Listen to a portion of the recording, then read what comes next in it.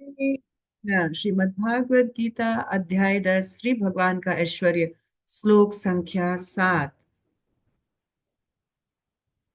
एतां विभूतिं योगं च मम यो वेति तत्त्वतः सो अविकल्पेन योगेन युज्यते नात्र संशया।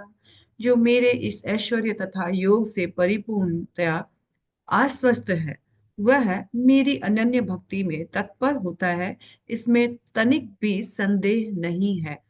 एक प्रश्न उठ सकता है कि भगवान अपनी इतनी विभूतियां यानी एक्स्ट्रा ऑर्डिनरी ऑपुलेंसेस को यहाँ क्यों वर्णन कर रहे हैं, क्यों बता रहे हैं हमें।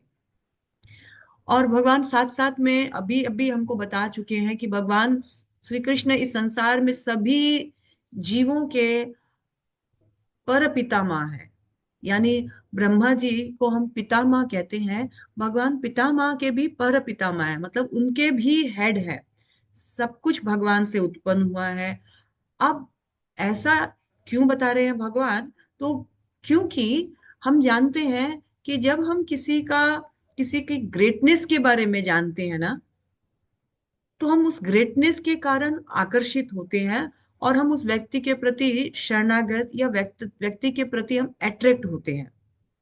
तो जब हमको भगवान बता रहे हैं कि भगवान कितने महान है, हम अगर ये जानेंगे तो हमारा भगवान के प्रति एक नेचुरल सरेंडरनेस आएगा, अट्रैक्शन आएगा, जिससे हम अटूट विश्वास और दृढ़ संकल्पता पूर्वक भगवान का भजन कर सकेंगे।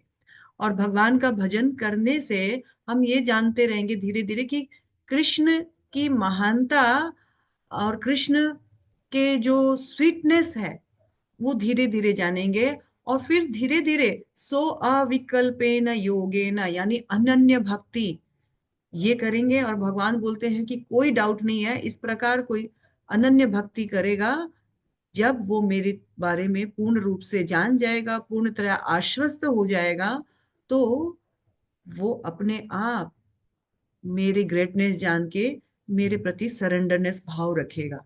क्योंकि जब तक हम जानते नहीं है तब तक हम मानते नहीं है, और जब तक हम मानते नहीं है तब तक हम करते नहीं है। तो भगवान ने अपने मुख से हमें बताया, क्योंकि भगवान ऑलरेडी बता चुके हैं कि बड़े बड़े ऋषि और देवी देवता भी भगवान के बारे में, यहाँ तक कि सृष्टि का प्रथम जीव ब्रह्मा भी भगवान के बारे में हमेशा कंफ्यूज रहता है, ठीक से जानता ही नहीं है।